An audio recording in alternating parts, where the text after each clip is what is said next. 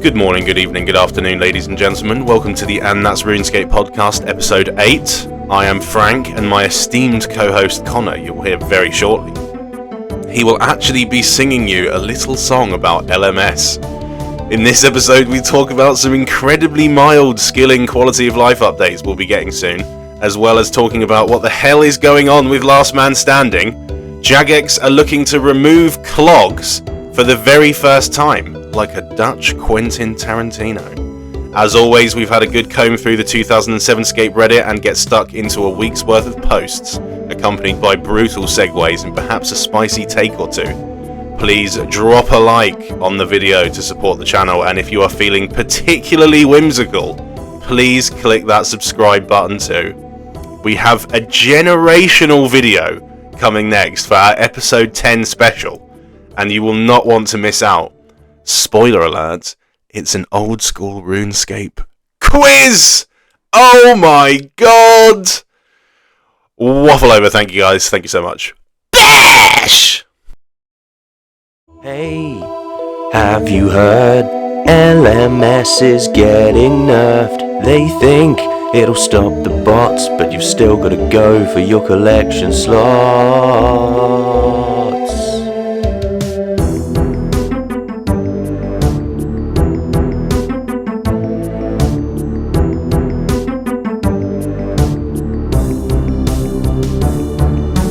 You're sick of feeling dumb, well you're not the only one.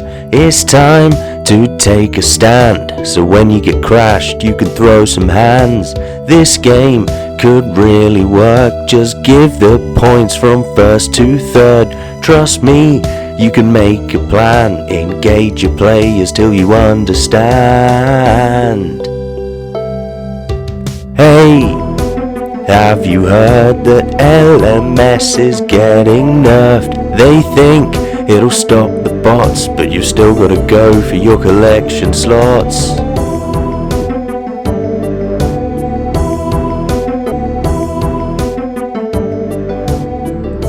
And we're back. We're doing another one. How are you? How's your day been? It's been alright, to be honest, mate. It's been a bit of a rigorous week at work, and then I've managed to, I thought I got tonsillitis, but I've managed to shrug it off. How have you been doing? Yeah, nowhere near that bad.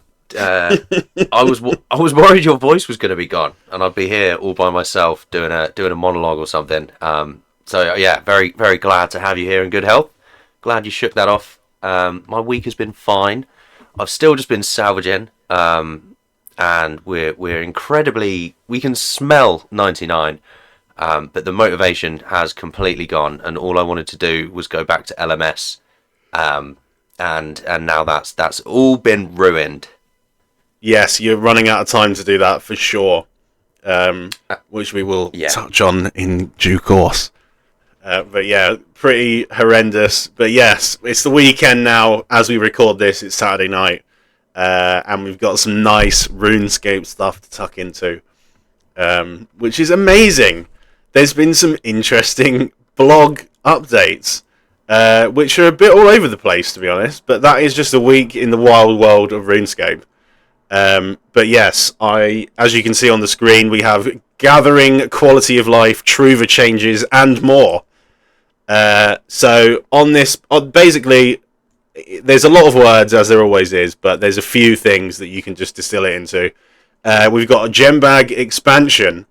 So this gathering quality of life basically just means they are now letting you add the ability to store semi-precious gems, i.e. red topaz, jade, opal, into the gem storage capabilities. This will be nice. Yes, another Reddit winner. So this it shows you that there's a reason. The reason we do Reddit every week, we do a Reddit review, is because so many of the things that people moan about, they do just get put in like every time.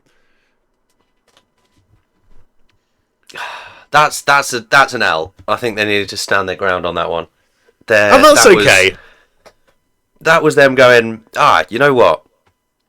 Everyone's a bit mad at us at the moment about these whole price increases. Everyone's not too happy. Let's give Reddit a win. You know, they just store them in the bank and then just make them updates whenever people are mad at them.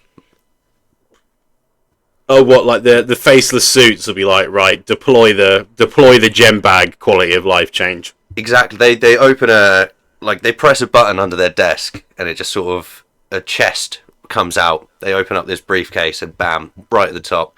Ooh, easy gem bag upgrade. Now everyone is happy with that. No one will complain anymore. And they're ready. They've got more in there. They've got some easy agility shortcuts. They've got some 120 capes lined up. They've got it all, mate.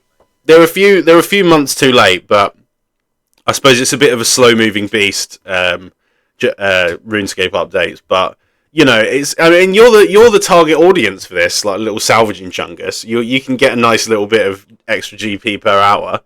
In your little gem bag. I am a banker rather than. Oh, you are a banker, yeah. So this actually is an L for you. I save all of it. It doesn't bother me at all. All it means is that when I was doing, sort of like 3-tick gem mining for like the 2 hours or so that I could ever bother to do it, that I could have just made a bit more GP. But if you're doing that from now on, you'll now be able to bank it all. You won't really have to drop anything, which is quite nice. That is nice, yeah. Still. Especially those pesky red topazes as well. They're very useful with the silver jewelry, and it's nice to just... Essentially, you will just most likely just have a much larger passive stack of them than you ever would otherwise. So that's a little bit of just extra quality of life beyond the bag itself. But with a mainscape head on, I think that means that all of your sort of jewelry that comes out of it is just going to go down in price a bit, right? Because there's going to be a lot more red topaz in the game if everyone's actually keeping them rather than dropping them all on the floor. Yeah, their price will. I'm certain that their price will go down a bit. Yeah, but because they're worth enough not massively to warrant keeping them at the moment, right? Like if it's always annoying having to drop your red topazes when they're like, oh, that's like 3k each, and I've just dropped 20 of them on the floor. That's quite annoying. I could have taken that away with me, or something like that. Whereas now everyone's going to have that and bank it. Not everyone, but a lot more people. Yes. What is the price of an uncut red topaz? It will surprise you, unless it's crashed. Oh yeah, 2.4k. But this is probably adjusted to the update. So I think it was actually a bit more than that. Yeah, they were 4.5k in like mid-January. If you're doing 50,000 salvages and dropping them all on, that's gonna add up. Yeah, that's interesting. Yeah, it will add up. Yeah, but I like it. Iron Man.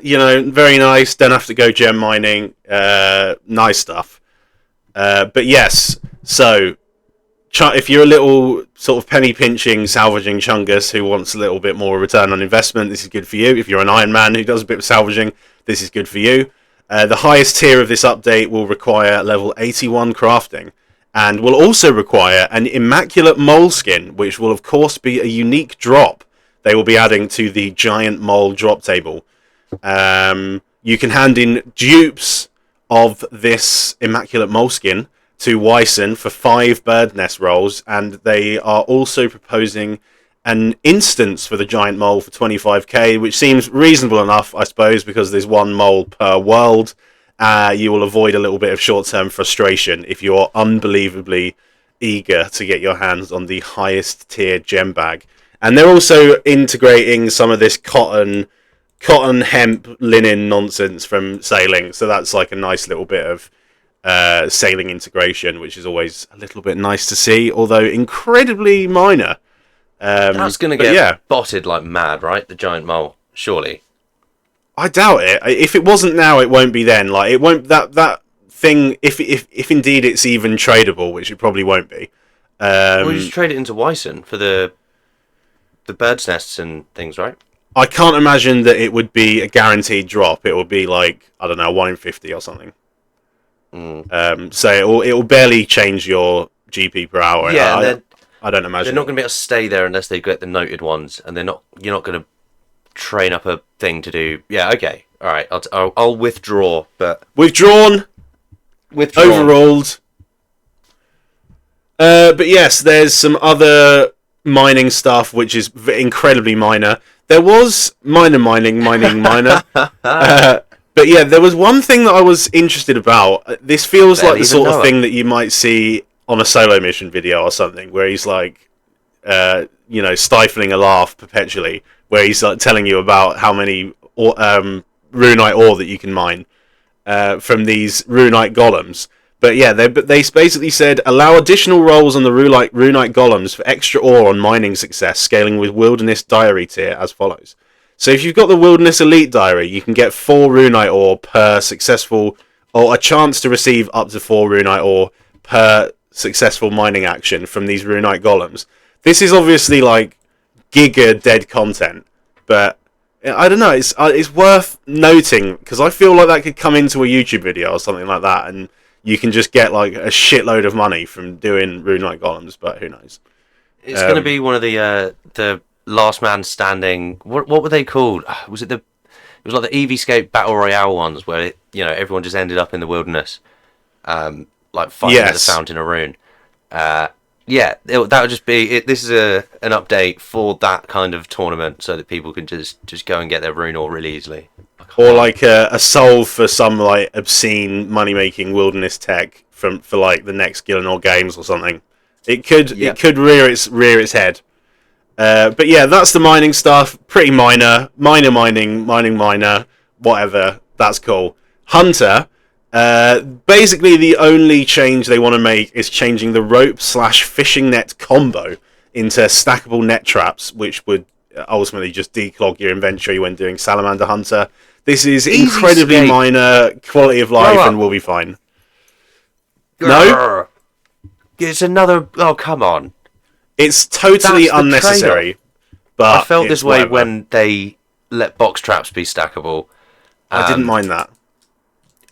That's the thing. That's how they get you. You're like, oh, that's quite nice. But it's slowly just making the... I'm such a... Death by 1,000 stackables. It's fine. It doesn't matter at the end of the day. It's whatever. But it's... Come on. What is the point in that? It's just Easyscape. I get that it's quality of life, but the point of it was that you have stackable ones, and if you lose them, or if you go AFK or anything like that, and you lose your box traps, now I've got to go bank because I've fucking lost them all or whatever, or someone logs into PKU and you're doing them in the wilderness, you're like, I've got to go away. Whereas now, you're doing black chins, you can have 20 brews in your inventory because all your box traps are stackable. Now if you're doing, it's, I don't know, stuff like that winds me up. Are you ready for an unbelievable tangent? Oh, go on. So, speaking of stackable things, one of my very good friends had a job interview for a very esteemed company, and was it as a one of the questions, that would be good fun. But one of the questions he was asked was, how many Toblerones do you think that you could stack in a hangar for an aircraft? And would you be able to hazard a guess at that thought experiment and take a swing? Am I allowed to ask an annoying amount of follow-up questions, or do I just absolutely have to answer like, oh, okay, cool. What size Toblerone? Because obviously you can get the mini ones, or you can get the jumbo massive ones. It's the regular Toblerone. That's a poor opening question. That's clearly implied. Well, I have to. I just said, can I ask an annoying amount of follow-up questions? You've got much less chance of getting hired off the back of that opening question. So I hope that the further questions beyond this point are more appropriate. Your response to my question got you further away from me wanting to remain as a candidate, sir. And I will ask as many follow-up questions as I want to. What kind of... What size... I like this guy. He's got moxie. What size hangar? Are we talking a one aircraft carrier hangar? Are we talking like a jumbo massive one, or just your standard Ocean's 11 or film style? They walk into a hangar and it's that one. Let's say it's a square hangar, 50 by 50, and it's 10 meters tall. 256,128. Okay, that's interesting. Is that the end of your? That's the answer. That's how many you can That's fit. It. You don't want to delve into any sort of specifics. I know the measurements of a Toblerone, and you just gave me the measurements of the hangar. That's the amount. Okay.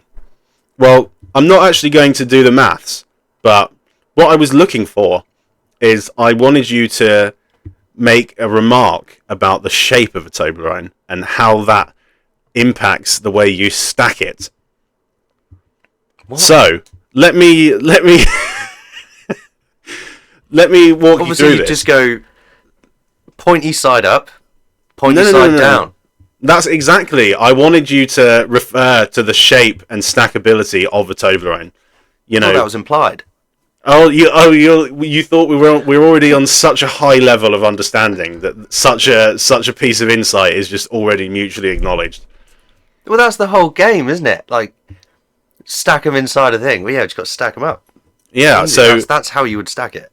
So to any low IQ listeners who are thinking, what the hell are these chungus talking about? Think about if you're going to stack a cuboid object. You know, you're stacking you're stacking squares and you're making the squares fill another square. So what you could just do is imagine the Toblerone as a cuboid and then get your answer.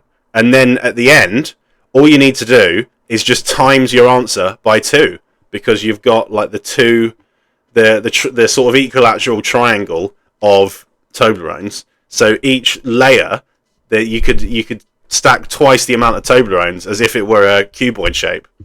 And I think that's what they were after in that job interview. That is not what my housemate said, but that's what I gleefully wanted to. That's what I gleefully told him immediately when he was telling me about the interview. And he obviously hated that loads, but I really enjoyed it. Was he just like a normal person? Did he give the real answer like me? Did he just go 256,428? No, he did a bit of rough calculation and Toblerone size assumptions, but he didn't include that factoid, which I think was the key factoid. I think if I was in the interview, I'd literally just say, I'm not gonna piss about doing mental maths, but I am gonna drop this little factoid on you, which is the triangular shape of the Toblerone means that you can stack twice the amount per individual rung. Sorry, but if that genuinely is true and that's how they feel, I wouldn't want to work there.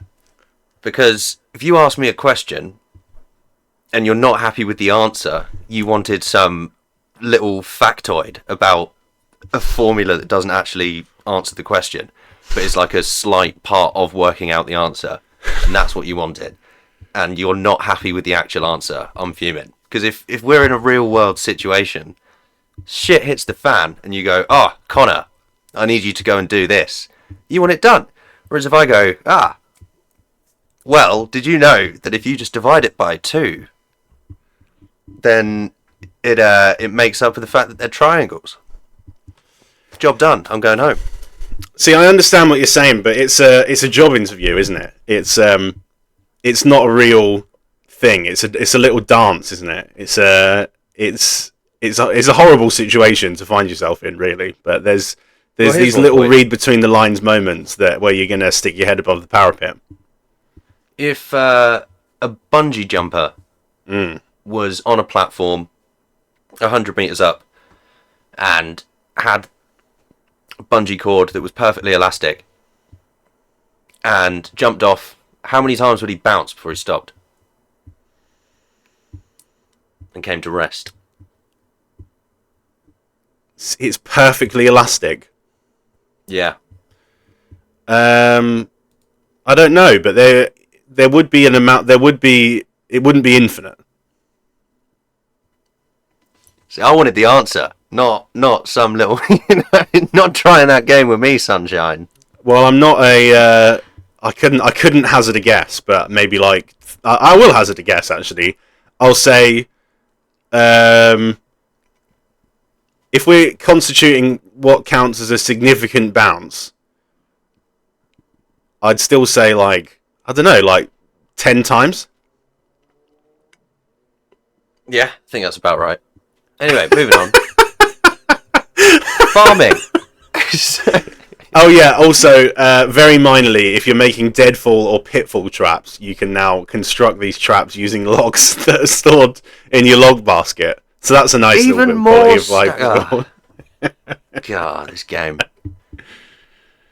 Okay, apologies to all listeners for that segue. I don't think that was worth the time we spent on it, but I will leaving it. We will be leaving it in anyway. I hope someone just perfectly lays out all of the answers with a crazy formula. It'll be fun. Oh, that would be great. Yeah.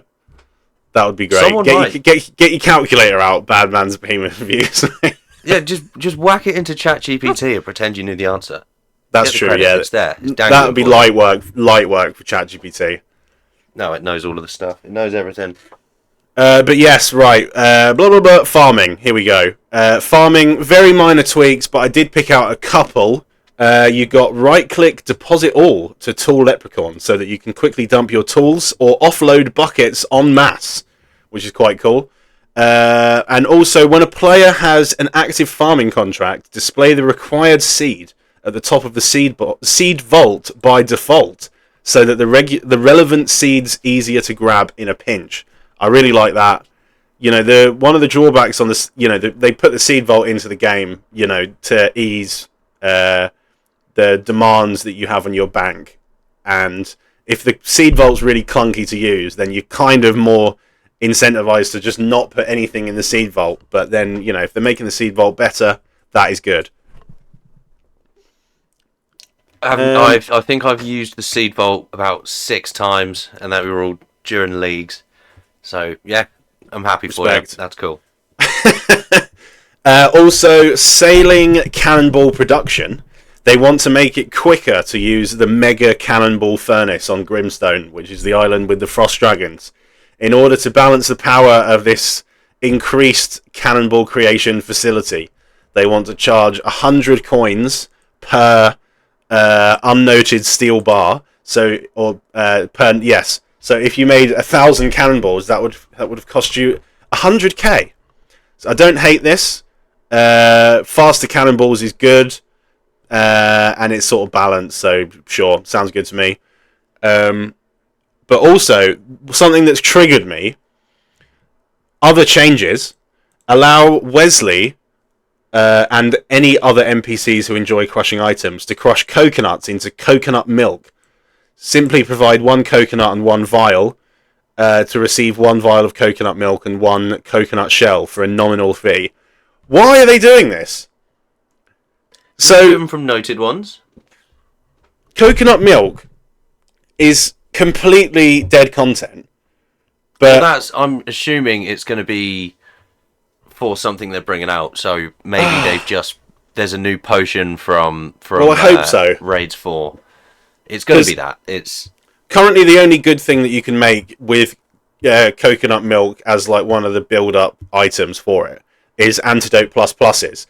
But to make an antidote plus, you need a magic root, which is just such a dumb thing to have in the game, because no one's going to go and collect magic roots. Basically, the only reasonable, or the best way of doing it is to just go kill Zulrah.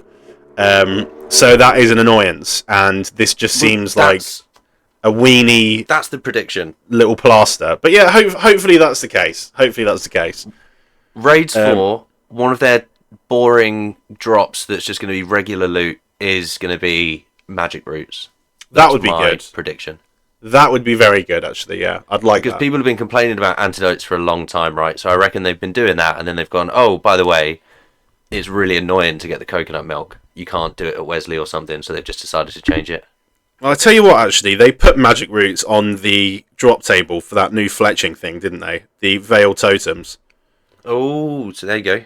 Yeah, it's still not ideal, but yeah, you can get 2 to 3 of them, 1 in 55 rolls from Veil offerings, which isn't actually bad, and that's currently the one of 2 sources that for the magic roots, and the other one is obviously just digging a magic tree that you've planted after sitting in front of it for about 20 minutes waiting for it to fall down. But yeah, you know, fine. That's eased my rage a little bit. But and we got an unpolled Truva system rework to get stuck into here. So beforehand, this might be unfamiliar to a lot of players, to be fair. Beforehand, if you wanted to parchment an untradeable, you'd use a Truva parchment as well as 500k, and you'd give it to this little fella, Purdue, and you'd then lose that investment. And then if you died with the item that you Truva parchmented, you'd then lose that investment but keep the item. A lot of people then forget to re-parchment that untradeable after they've died. They then get PK'd with it again, and then presumably rage quit the game. Rip Bozo. Rip Bozo. And so, what Jagex are changing is, so they've got this big long list here of stuff that isn't a high tier untradeable. So all untradeable items that don't currently break, for example the Graceful set, will no longer be lost on death above level 20 Wilderness. So this is probably the best bit of the change. So out of this sort of big long list, you've got is that right? Oh, so yeah, this actually includes the Avernic Defender and the Dragon Defender, as well as the Imbued Magic Capes, Fire Cape, and Ava's Assembler, yeah, and yes. So that's quite an interesting thing, actually. So it's encouraging you to take your untradables out into the wilderness and punishing you less for dying with them, which is good. And there's also higher tier untradables, which if you Truva Parchment these ones, then they become permanently Truva Parchmented.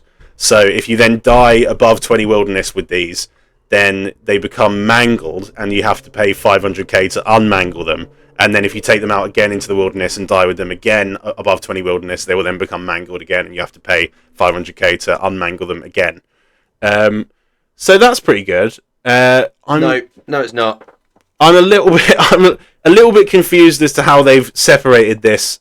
So in the higher tier one, they've got like the Infernal Cape and stuff like that, and Void, which is fine or whatever. But then yeah, there's some stuff like Avernic Defender. You'd imagine that should really fall into the higher tier stuff, but that tripped me up when I was reading it just now, because yeah, that I wouldn't put that in the lower thing. So that's a little bit confusing.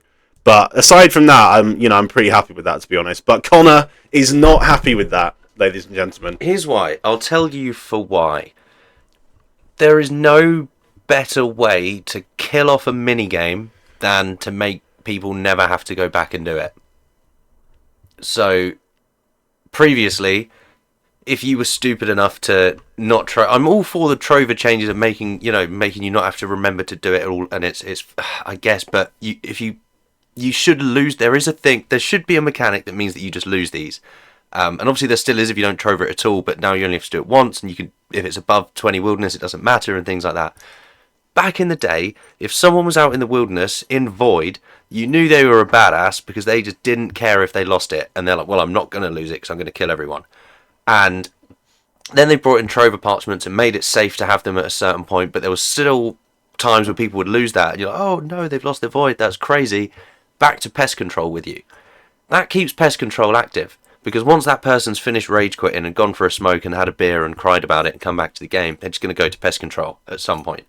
The same applies to Barbarian Assault, the same's going to apply to Fire Caves, the same's going to apply to so many, and I could name every piece of content in that list and say that it's going to be less active than it was previously, because the people who are using it just never have to go back and do it again.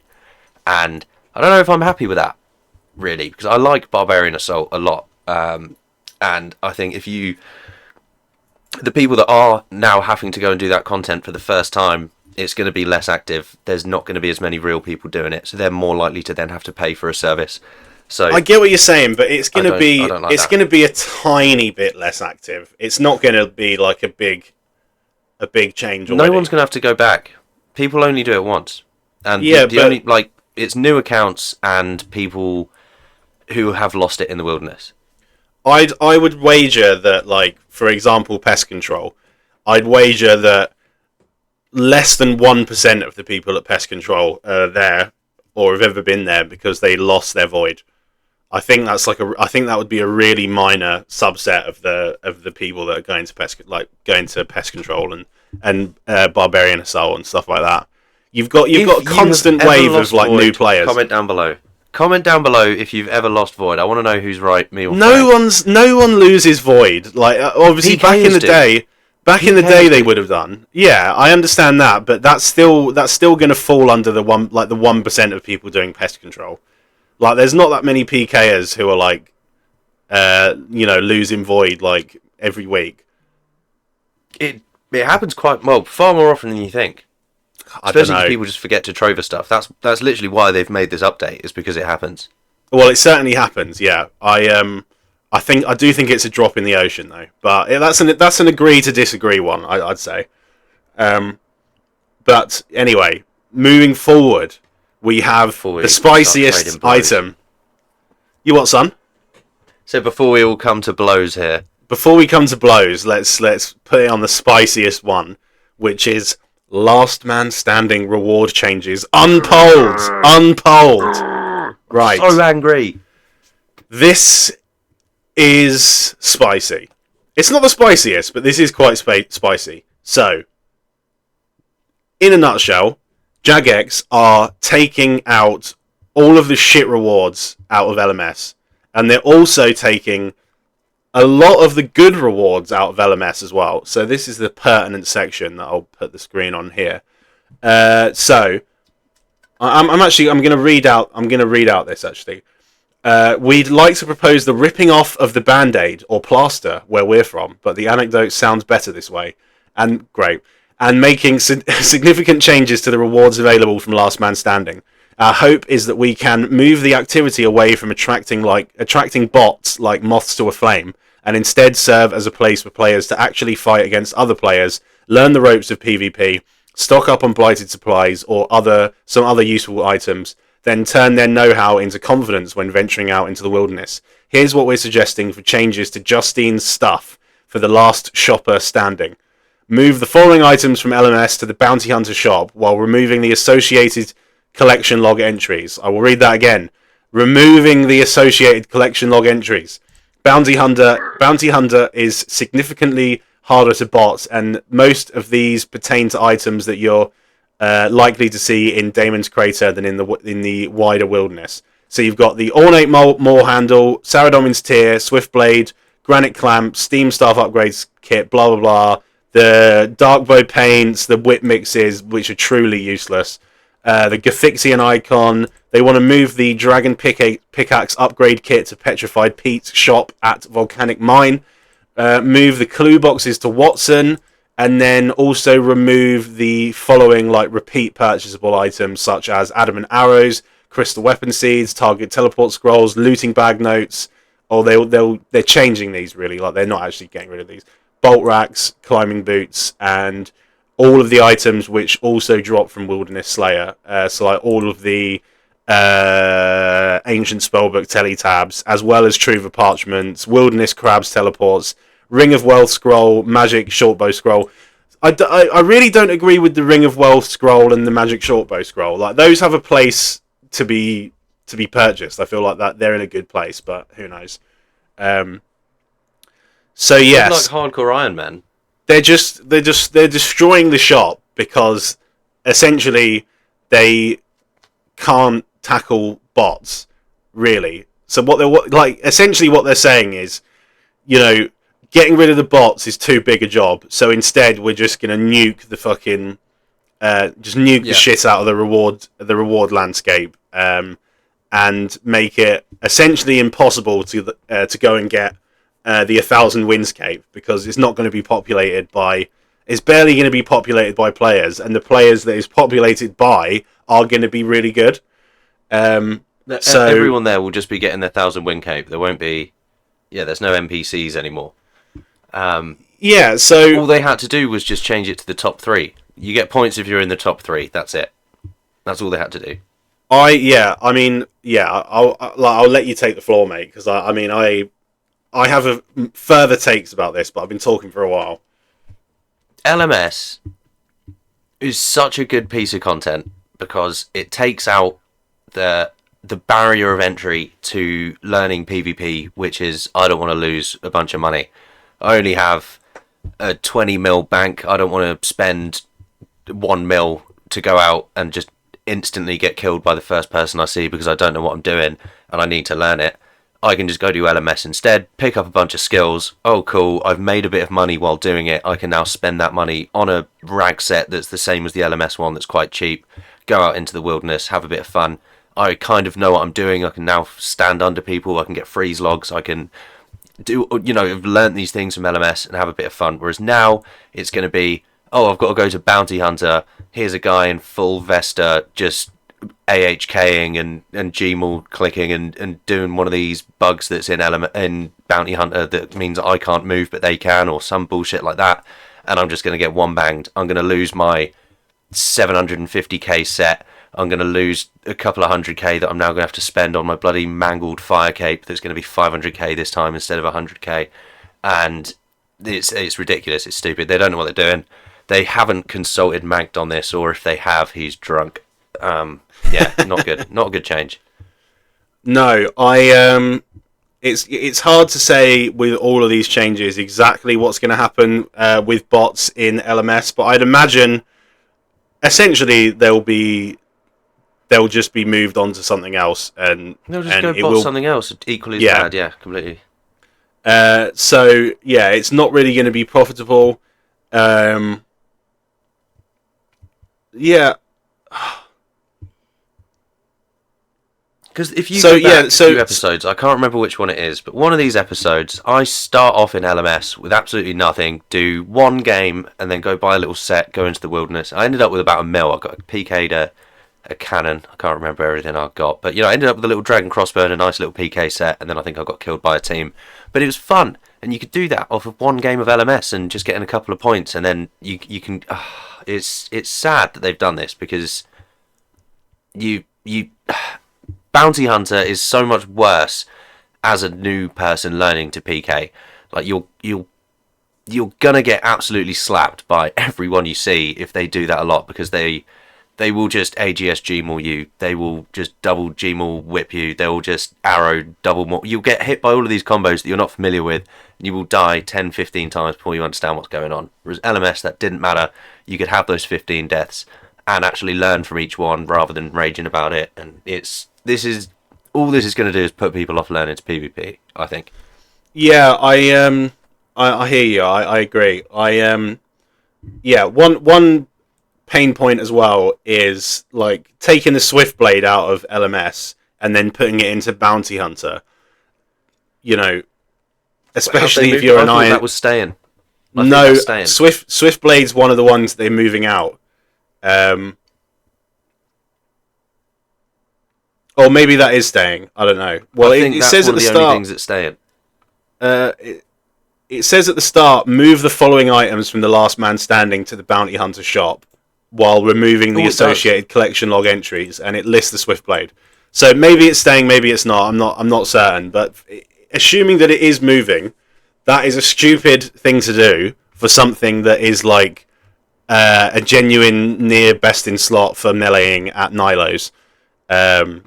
So like that just seems silly.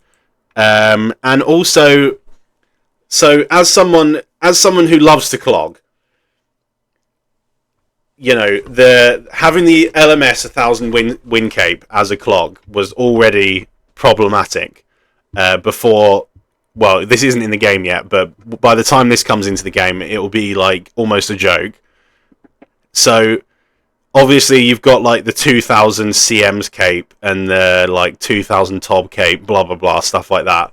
Like it's obviously very difficult to get. You've got stuff like the third age pickaxe, the third age axe, incredibly difficult to get. But those still make total sense to be in the collection log. It's ultimately like playing the game and doing doing PVM. Like that's really the PVM / just general like miscellaneous collecting is what the collection log is. I don't think they ever should have put the stuff from LMS into the collection log. I think when they first brought out the collection log as this sort of tangible thing, I don't think they realized like how much people would latch onto that and how much of a successful thing for the game that would end up being. So I think adding all of these LMS ones was an oversight, and I think they've got to the point now where like they should have taken the LMS win cape out like a long time ago, but they've sort of kicked the can down the road with this issue, and now it's at a point where it's no good, I think.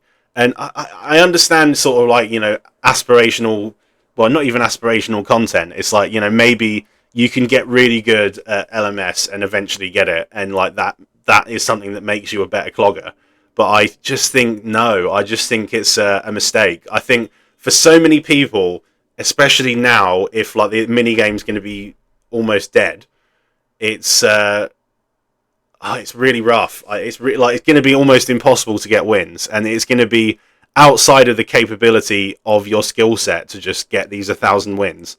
And if you're the sort of player who wants to be a collection logger, you're liking the idea of eventually completing the collection log, as fanciful as that might be, because you're not going to get all of the third age items and stuff like that, but you could. And I don't know, having something that's so left field in here, that's like nearing impossible, is having one item on the collection log where you're like, well, I'm never going to fucking get that, is bad for just general motivation for clogging. What do you reckon?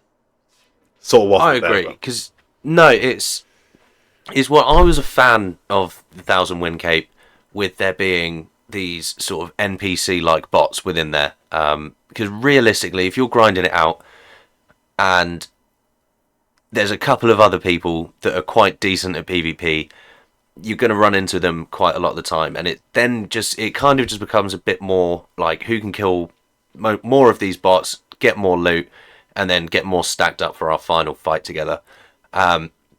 Whereas, no, not whereas, but more on that is that these new people that were learning the game as well, they could realise that they're fighting a bot. Their panic and shakes go away. They're not panicking and misclicking things.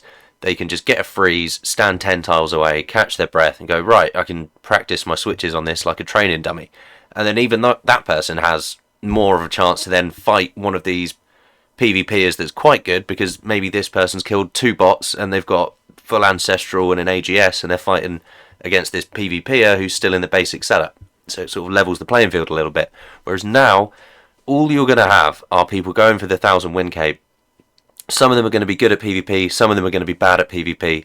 The ones that are bad at PvP have no chance whatsoever of being able to compete or fight against anyone who knows what they're doing, because they're just going to be undergeared every time. And I think that's kind of a shame, really. I think that's quite sad. That's it, yeah. I think it's just too much of an ask to ask that of a player where their primary playing style, i.e. clogging, is just so far removed from what they're being asked to do. I think that's a poor thing to have in game design. And I also equally, a lot of the people who have those 1,000 wins, like someone like Messiah, or just off the top of my head, he's a PKer. Like, I don't think he gives 2 shits about clogging. So you've got, it's an age-old problem with RuneScape. In a way, it's part of what makes the game brilliant. But you've got these sort of diffuse communities who play the same game but for totally different reasons, and you've got to sort of marry those things. And having this 1,000 wins cape in the collection log is just a problem. Yeah, it's just a problem. It's the people who have it don't care about clogging, and the people who sort of want it as a clog are just never really going to be able to get it. Or they pay for it and just do a service. I don't know if you remember Frey's grind, and no flame his way. Love the series. Yes, but you notice he would have his viewers just obviously try and join him, not by asking per se. I think he did do a bit of grouping, but like, he's streaming, his stream are going to want to join the thing.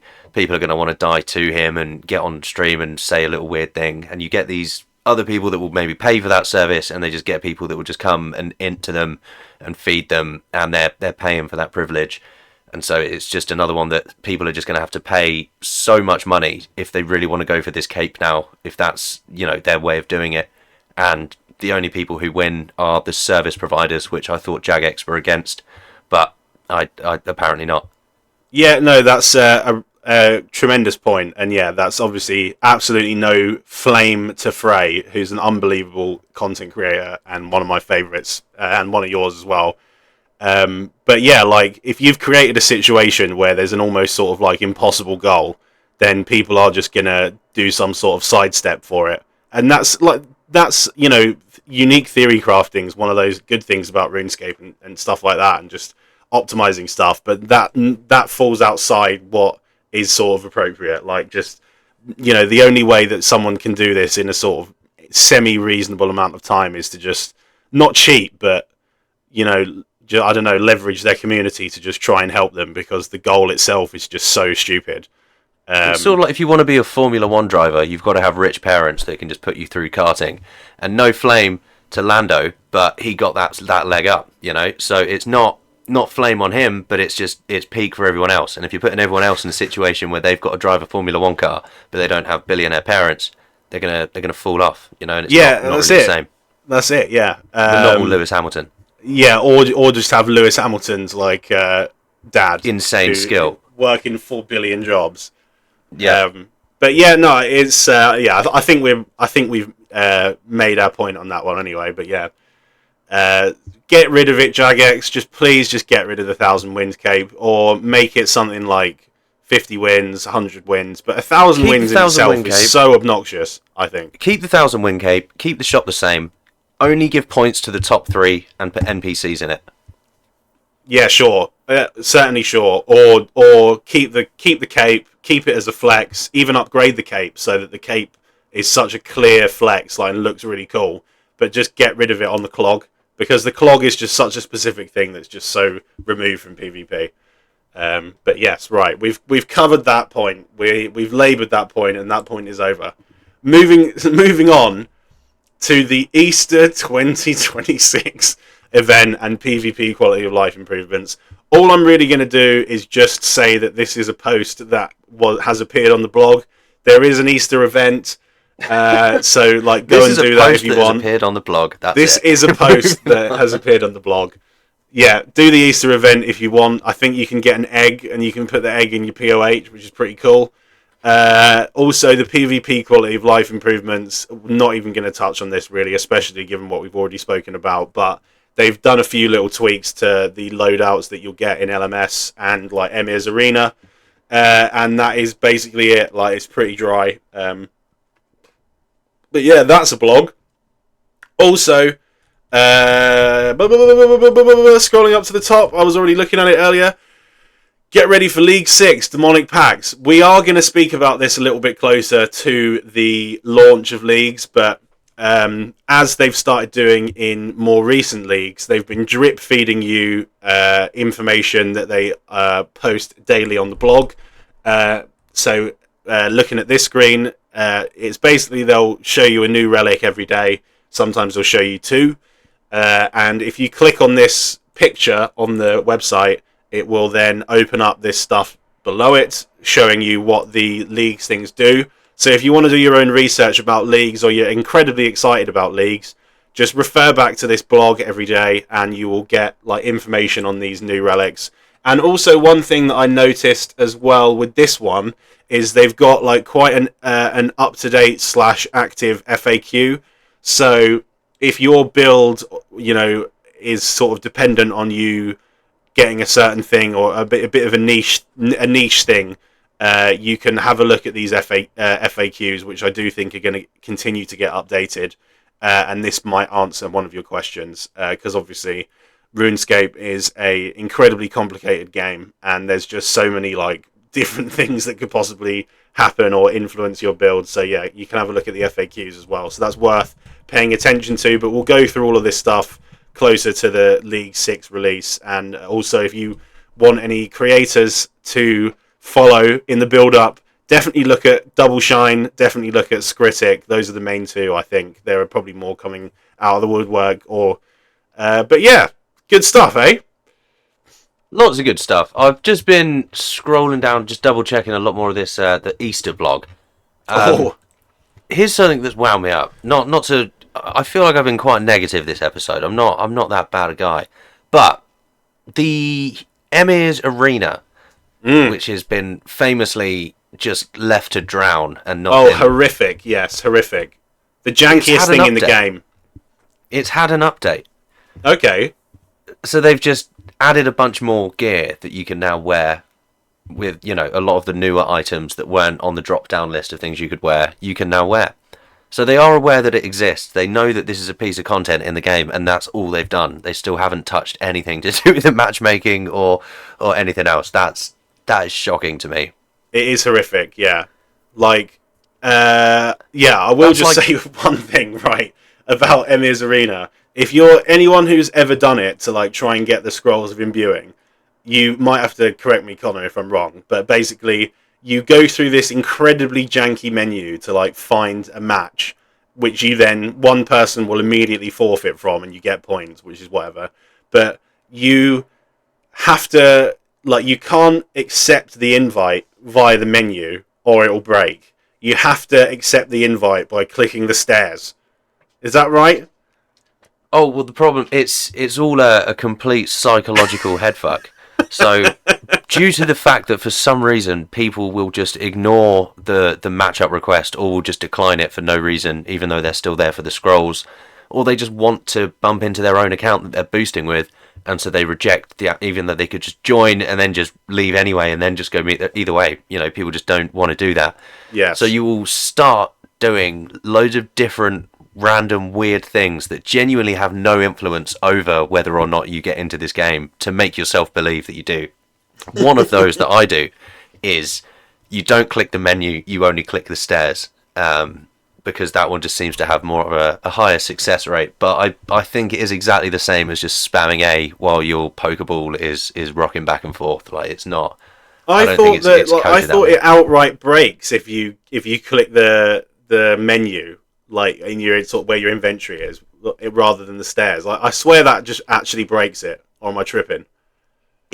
I insist on just clicking the stairs because there's been a few times where I've clicked the menu and it just immediately doesn't work, but I think it's just due to someone just ditching at that same point in time.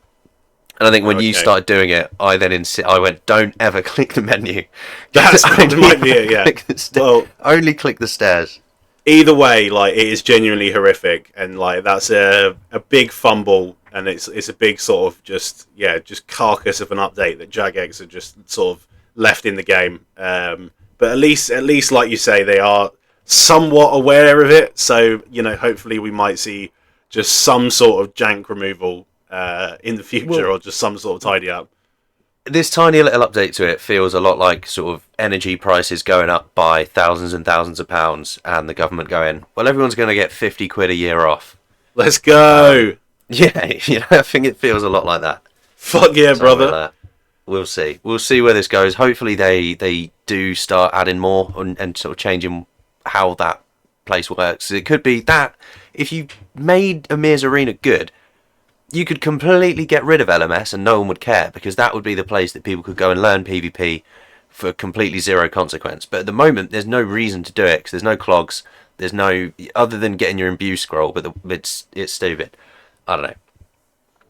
Yes, right, well, on that bombshell, it's Reddit time. It's Reddit time.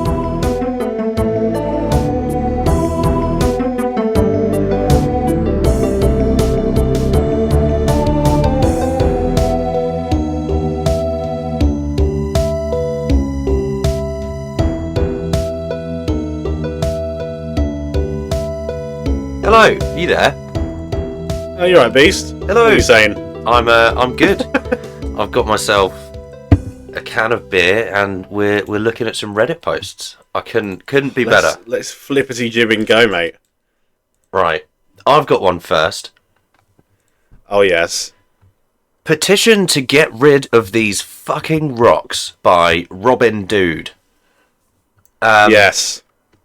It didn't spark my mind in the sense that I was angry about these rocks and I agreed that they should be gotten rid of. But it did make me think there are a lot of times and things in this game that I've misclicked on, and I have in fact misclicked. We touched on this briefly off recording, and you were flexing that you yourself are not a misclicker, that it doesn't really happen to you. I'm not a misclicker and then rememberer of the misclick. I I've had a bit more time to think about this, and there are so many that I can list, and I'm hoping. Let's hear 'em, son. I'm hoping that a couple of them spark your mind, and you go, oh, actually, that has happened to me. So I'm going to start off with quite a niche one that might not have affected everyone, but a few people might have experienced this. Have you ever changed the menu, well, the left click option on a potion to use instead of drink, so that you can quickly decant like a few of them when you're at, say, next bank, and you can't just quickly nip to a decanting NPC? I have done that, but I make it shift click. Okay, so you know, oh well, you know, if you want one less click in your life, you can make it the left click. However, you have to remember to change it back. So then going into the next room without doing that, you quickly go to spam some of your brews, and you're just using them, and then you've got to right click to left click in the menu to actually drink it because it's too far down, and then you misclick drop, and mate. Yes. Has that ever happened to you? I tell you what, that hasn't happened to me, but I have alked a few prayer pots, definitely, in my time. Sharks. And I've accidentally teleported a few times when trying to alk. They're all alk-based misclicks, I think. But that's really irritating when that happens. As long as your alk value warning thing is set well, that can't sting too bad. No, yes, it's not. I've not alked anything diabolical. Just a couple of prayer pots here and there. Yeah, not too bad. I've had one recently. You won't have had this, but I'm sure a lot of our viewers will relate to this. I was hunting some people down in the wilderness, being a bit of a menace, and there was a guy I was killing people at Chaos Fanatic, and saw a guy go into KBD in full Torva, DFS, Dragon Hunter Lance, Prims. It was before Avernix came out. In Prims, Torture, genuinely Giga Supermax. If it was an Eliop video, this would have been the main portion of his video. And I teleblocked him, and I was attacking him all the way down, and he just tanks me. He tanked me, and he got away on must have been about 50 HP, no food. But my gripe was that there was one bit where he tried to run up and down the ladder and go out the gate, and I misclicked, and I managed to catch him up again, but he gapped me, and he must have got a bit of a run on, and I think if he didn't get that run, I would have had the biggest PK of my life ever, and I would never have been able to beat it. And that springs to mind as one that stings. You're not a PK yourself. Have you ever PKing misclick? No. Have you been on the receiving end? Have you accidentally sculled? Have you accidentally, I don't know, tried to hop to a PvP world instead of a normal world, and then you've got a warning pop-up message and didn't get the log out, anything? No, I have had the occasional one where I've been in a PvP world and then forgot to change back. I've actually been risking quite a lot, I think, once when that happened, and then I was like, oh my fucking god, what the fuck am I doing? And then just hopped. But that only ever happened once. I don't remember these things. They just fall by the wayside, unfortunately. I lost I've got no zingers and about 10 mil in U longbows when I was in a PvP world, just alking, watching people kill each other at the Grand Exchange, and then I was watching a film, doing some alking, just paying zero attention. And then, for some reason, I decided to just teleport to the Duel Arena because I was going to go and do something else. Can't even remember what I was going to go and do. It was a long time ago. And someone was waiting there, and they killed me, got my full graceful, got all of my alks. I kept teleporting back to try and get it, and he just kept killing me again. And it was very sad. It was a sad day. That's it. And that was a long time ago. That was before I'd done Regicide. Jesus. And yeah, the death mechanics were a lot more punishing back then, and I just lost everything. That is an F. It happens. It happens. An amusing F, but an F. I think, though, genuinely, that rebuilding to get that graceful set back again is what made 99 Agility like one of my first 99s. Nice. It started the journey. Shout out agility. Although I will be absolutely ripping it to shreds in about 10 minutes. Right. Yeah, so, you know what? Don't get rid of the rocks. Learn not to misclick. Get good. Get good, son. I agree. Moving on. We have Thank You, Dog, for the Memories by Fun Training 6342. And this is obviously touching on the recent update that allowed people to lure NPCs all over the game because the aggro range had disappeared. So obviously the dog pictures on screen now are just nice. That's quite fun, but a lot of things to touch on with this update were things like the Chaos Fanatic being lured to the Wildy Ditch, having Chaos Druids within the bloody vicinity of the Wildy Ditch again in Edgeville, just tele-blocking people, and you had J-mods not able to do anything about the problem other than just go there and manually kill stuff. And it's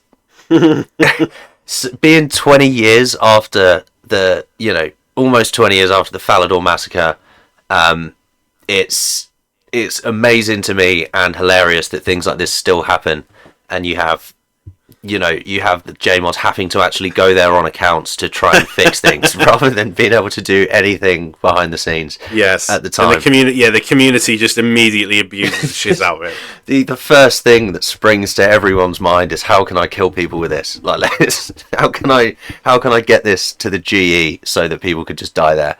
And I think it's fantastic. Yeah, it's great stuff. Almost intentional, it seems. As it can't have been, but like just things like that happening, very fun. What the dog doing? It sounds like there's a World of Warcraft thing that happened. I don't know all the ins and outs or the specifics of it because I've never played the game more than a 30-minute trial after watching a Mr. T advert on telly once. But there was a poison disease, blood disease, something like that. Imagine sort of like, getting burnt by Ulm and, it's spread into everyone else. It's sort of like, if you're near people, you're going to give them this disease. Burn with me! Burn with me. It's pretty much like that, but it's sort of like a blood-based thing. And it spread throughout the entire game, and it couldn't be turned off. And it ended up being studied by academics as an accurate portrayal of how populations respond to sort of diseases like this, because you genuinely had people trying to hide from it, and you had people just completely ragging everyone, just being super spreaders and running around and doing whatever they want to do. And apparently it was quite accurately portraying that. And I think things like this happening in RuneScape, where people can just do that, we're we're just gonna rag everyone for the fun of it, is quite funny. I like when games reflect stuff like that and people's true nature can come out. It's quite funny. I respect it. So, well, thank you Dog, for the memories, and thank you Fun Training 6342 for the post. Thank you Fun Training 6342. We like that. I'm now going to a post by Ask You Everything. But really, Bang! The credit goes to big man Port Kazard, because he's managed to do the Fortis Coliseum without protection prayers. I don't know if you've had the time to watch the video. I'm not really going to spoil it, other than he manages to do the Coliseum without protection prayers, and it's incredible. You have to watch it. He does things that no one else can do, and he theory crafts things that people say are impossible, and I'm all for it. Yeah, it's absolutely nuts. I mean, I was going to watch it, but I'm going to own up to this. I've not completed the Fortis Coliseum. I've barely even stepped in there. So I can't even be oh, that's what he's doing now, or blah, blah, blah. I can't even sort of glean anything from it because my knowledge base is so low. But it is, just so sick that we have unbelievable players like Port Kazard who are doing stuff that is so goddamn bussing. Every time something like this happens, I remember I was in a Twitch chat when Inferno came out, and I got copped a bit of flame because I said, I can't wait for in a few months when people are able to do this on Pures. People are like, that'll never happen. You're crazy. you're talking absolute crazy talk. This is the pinnacle of gaming. This is one of the hardest things you can do within the game. There's no way that anyone other than a maxed giga gamer using all those possible supplies they can will ever be able to do this. And I went, okay, all right, wait and see. And then you've got people doing it on ridiculously low level accounts. And now you've got things like the Fortress Coliseum coming out that were meant to, again, be a very high-level piece of content that people are able to do without protection prayers, just purely based on impeccable game knowledge and execution. And it's wonderful to watch, wonderful to see. I love that things like this are able to come out again. Yeah, absolutely busted. What a beast. What a flipping beast. If he dedicated himself to PvP, he would be such a menace. Because there was I don't know if you saw any of the tournaments he's copped himself in, but when he's still rock solid, isn't he? For someone with very little experience, his mechanics are just so strong that he can sort of hold his own to a reasonable degree.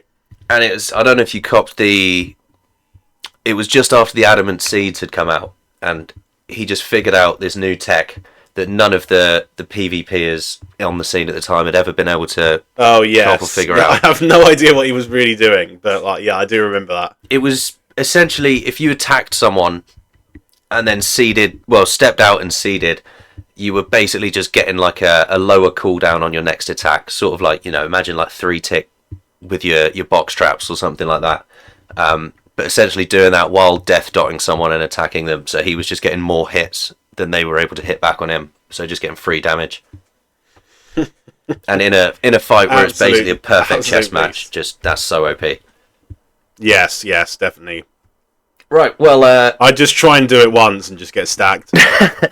I just the biggest piece of PvPing advice I'll ever give to any noob here: just freeze someone, stand underneath them, and just eat to full. If you're panicking, if it's going bad, reset the tempo, cool everything down. It's sort of like how sort of Leicester, when they won the season, 70 minutes into every game someone would go down with an injury, and everyone gets sort of like a 10-minute little cooldown, a couple of minutes of cooldown break, go have a drink, go reset, go get a tactical break if it was ever going bad. Do that. Get a death dot, reset the tempo, even if you're down loads, even if you're getting absolutely slaughtered on the tracker. If you're back to full HP, you've repotted everything, you're ready to go, just whack them a few more times and go for an AGS spec and you might win. Or just go for the log out. But yeah, DDing, OP. Moving on, it's your turn. Yes, right, let me see what I've got here. Yes, redesigned because they're ugly by KP_levels. What you're seeing on the screen are the Blood Moon, or the Perilous Moon armors that just look so shit. Or the helmets for these armors that just look particularly bad. Like the flipping carrot on your head for the Eclipse, and the cuddly toy on your head for the Blood Moon armor. And then these are the ones that are attached to the actual bosses, which is what it could look like. But this, then above is like the nerfed, cuddly toy version that your character has. So yeah, these could certainly look cooler. I wonder if the mods just sort of deliberately made them look so what's the word? I don't know. Just deliberately made you look so approachable in them. Just because they're medium, they're mid-level armor. I don't know, but yeah, it's quite funny seeing the juxtaposition of the bosses against the armor that they actually drop. It's sort of seeing someone with a maxed out chompy hat versus someone who's just got the beginner one. Like they've got loads of feathers, they've got all the bells and whistles, and you're just there with your the bells and whistles, piddly little three feathers in the middle. You just got the Build-A-Bear version. Yeah, it's pretty. It's pretty. I mean, I don't know. It's low priority, but come on, they are pretty ugly. But yeah, go on, mate. I would, as ugly as these are, would this be the first thing you'd redesign if anything could have a redesign? You know what I mean? There's quite a lot of ugly stuff in the game. Yeah, I'm trying to think, to be honest, off the top of my head. I'm trying to think maybe specifically specifically later game items that look particularly shit. Maybe the ward from TOA that's like without any changes to it. Maybe the malediction and odium wards. I think they're like. I mean, they were lazily put into the game really because they're just like recolored obby shields. Yeah, exactly. Yeah, they just recolored that, so that's kind of lame. Well, actually, a bit of a tangent, but I'd make the like 2000 challenge mode cape or whatever. I'd make those look way cooler. I'd make the top capes look way cooler. I'd make those. You'd make those like go like max cape crazy almost, where you can like augment the shit out of your max cape with like a combination of your achievements. I'm like also the not 1000 win cape from LMS. Oh, jeez. I mean, yeah, you certainly could do that as long as you take it off the fucking clog. Then that's fine. But yeah, like I'd go like pretty nuts in terms of like you could make the I don't know, like you've already got the moving textures and stuff like that. You could make the trim reflect a certain thing, like just almost make it like a blank canvas for like showing your achievements, like with the max cape. So like you could have like a purple trim if you did like X amount of tobs, and like some unbelievably nice purple trim if you did the 2000 tobs, or like the same with a green trim, or like some sort of green particle thing on the max cape if you did like loads of CMs, something like that. I think would be unbelievably cool, and that would be a good way to like appease, or that would be a good way to have, it's not an update for today perhaps, but an update for like 5 years from now when a lot more players will be maxed. It gives them a sort of arbitrary flex grind to go for that I think would be like pretty well received. But yeah, that would probably be it. That's a bit of a tangent. What do you reckon? I quite like that. I respect you coming up with all of them examples just off the dome. That's quite nice. Yeah, off the diddly dome. Off the dome. Yeah, that wasn't even discussed. So respect. I thought I was going to trip you up with that one. I felt quite bad. Beans, Chungus. Huge. Only one I can think of is granite. Really, but it's so. Oh no! You can't touch granite. It's so like, I don't know. It's been around for so long, and it does look sick. In its own people right. would actually kick off if they like stop looking shit. But like, yeah, other than that, maybe I think the main thing that they do really need, not really, but I would like to see them do in terms of a redesign is just the teleport animations. I think we discussed it in a previous episode, but putting a bit more love into them would be quite cool because there are too many that are all the same. I respect it. Any animations would be banging. But yeah, right. On to maybe the most important post we've ever spoken about. Dinner and Salvaging. Huge. By Pro Way with a 0. This is his scran. I just love this. I can't scroll this down, but there we go. He's got a well done steak, a thoroughly well done steak, and quite a generous pool of ketchup. While he makes his way to his salvaging spot. That's it, really. And that's too much ketchup for the amount of meat. And I think you're going to need a lot of sauce, just given the way that the meat has been cooked. Right.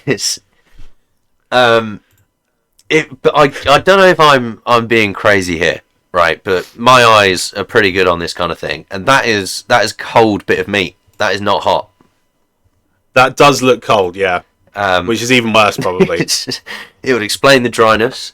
So that's yesterday's meat today, I think. Big respect. That is absolutely gaming. Wouldn't expect that from someone with, a tidier setup, dual monitor, cool little mechanical keyboard, set up like that. So yeah, respect. He is a full screener though, which is a bit of a red flag. Although you can be a full screener for salvaging. I think that's just for the picture as well, surely. What other tabs has he got? He hasn't got any other tabs open. This is why you got to close things down when you screenshot stuff, because we're going to have a look. He'd been logged in for 2 minutes when he took this picture. So he was keen to get it going. Respect. He's got a few tabs there. He's got Teams, so he's a working man. Copilot. He's got a taskbar for Microsoft Edge, which is a bit of a red flag. He's got Minecraft, Apple Music. He's American. Snipping tool. Well, the date's wrong. Oh yeah, he is an American. Yeah. So what's that? The 25th of March. He's got a herb sack, no seed box, no gem bag. Yeah, that's right. He's got the upgraded rune pouch, to be fair. Respect for that. What's his? He's only got 94 prayer. Has he lost a couple of prayer points there? Is it missing a bit at the top? There's a pixel missing. Oh, I think so, yeah. I think so. I think we're dealing with a maxer here. We're fine. Yeah, apparently something's happened to JetBlue stock as well. I don't think he can pick it up on where I've got it on the recorder, but yeah, something's happened to JetBlue stock. I can see that. Yes, thank you for that, Pro Way. But yes, moving on to something, more a hot take, I'd say. It's by Oozy Doozy. He wants a mostly harmless shortcut on Mostly Harmless. So, essentially, this is like, this would be fine, whatever. It's kind of annoying to go there for the clue step. I think that you could certainly put like a high requirement shortcut here. But there's an overarching point that I want to address, or maybe there's a secret point bubbling underneath this post, which is agility rework, which is basically have the leagues running, like the temporary game mode always running system in the main game, and just get rid of staminas, get rid of energy pots, just overhaul the lot of it. Get out of town. And all agility would then become is just being able to, or they could maybe bring something else in, I'm not sure, but it would just be being able to access these like quality of life, time saving, what would you call it, like agility shortcuts. And I just like go nuts with agility shortcuts. Like you saw the one that they did at Dagonoth Kings, which is like just so peng, so good. The master clue step one's good. Yeah, I just have shitloads of agility shortcuts, and basically just boil the skill down to that. I just think, just have always running in the game. I know that there's like quite a significant amount of mods that would actually just like that to be in the game. I'd like that to be in the game as well. But no. that is like a no, at least a lukewarm take. That's quite a hot one. No, absolutely no way. Get out of here. I like what you're saying. It's such a shit mechanic, stamina. I like what you're saying with the sort of new agility shortcuts, and you're getting me to agree with you by bringing in the Dagonoth Kings shortcut and things like that. But I'm not making the mistake of then also agreeing with getting rid of stamina. It's a good mechanic. It makes sense. There's things in the game that work because stamina's a thing, i.e. Sara God Wars, Hallowed Sepulchre for a few. I know that doesn't really count because you're going to regen your thing every time, but if you forget, or if you're a new account, maybe you haven't got all that stuff, and you're there. Either way, stamina's a good mechanic. I'm fine with it scaling with agility. That makes sense, and it's a cool little mechanic. It's an incentive to go and do the skill, if not for the agility shortcuts as well. I'm fine with them sort of slightly buffing it like they have been doing, so that higher agility actually means you get a lot of stamina still. Beer and getting riled up. It's not good. But... I'll tell you, I'll come back to you with a compromise perhaps. 99 agility, you get infinite run. No, because if you have 99 strength, you're not like One Punch Man. You're certainly strong, not, but that's a different thing. No, I think infinite run is just too much. I think I want it. I'm thinking like sort of speed of light and running and movement and stuff like that, right? You can't reach infinite, but you can get pretty close if you want in terms of physics, right? So I'm fine with having a really, really long run energy, but infinite is just silly to me because that's not happening. That's no. I'd say maybe even put like infinite run on the what do you call it? The Ring of Endurance or something like that. Just something busted. or at least put it on like some sort of reward in the future. Now we're talking. Ring of Endurance, like that makes sense. And I'm happy with that. That would be sick. And it would be an incentive. That would revive sort of Hallowed Sepulchre. It would put a bit more value on the ring. Things like that. All the bots would go there. Yeah, all of the bots from LMS would just go over to Hallowed Sepulchre. Yeah. But I think just if you're like a naked character, you've got nothing on you, and you can run infinitely. No, that's such a Leagues thing that was like a cool thing about Leagues. That was like, oh wow, they've done this. Yeah, it's sick. That can never be in the main game. I'm sorry. Or maybe even like some sort of rebalancing to weight, where like if you're below 0 weight, then you can like just almost run infinitely, or something like that, or like just where it's just you're so much more boosted for having a low or negative weight, something like that. I don't know. I want it to be changed even more than it already has done. It's been like so minorly changed with the run rebalancing. I'd like it to go further, however that may manifest anyway, but food for thought. I do, however, like high-level agility shortcuts. So I think, more of those, the more the merrier. Whack a... What are you really going to be doing it for? You're going to be doing it for the clue step, or to go and do, like, cannon a cave horrors task. So... Yeah, it's basically just... An 80, 82? Yeah, something like that. That'd be alright. I'd like to see that. Right, anyway. What the hell have I done here? Oh, one of these... Oh, hang on. Something weird has happened with this post. Let me just view the post. There we go. Okay. This is by Guzz Dude. Medallion of the Deep still doesn't work at Fossil Island. Can we get this implemented with the quality of life updates? Flippers don't work at the Coral Nursery either. All underwater areas should function the same way. This is straightforward. This should be in the game. Let's just have a bit of consistency with these underwater areas. That's pretty cut and dry. Don't know how much scope there is for discussion on this one, but I thought I would highlight that. What do you reckon, mate? I think all of this stuff is going to be coming, right? I feel like they're trying to gather as many sort of salient tweaks as they can and just bring it all out in a wanna, rather than... Well, I sincerely hope so.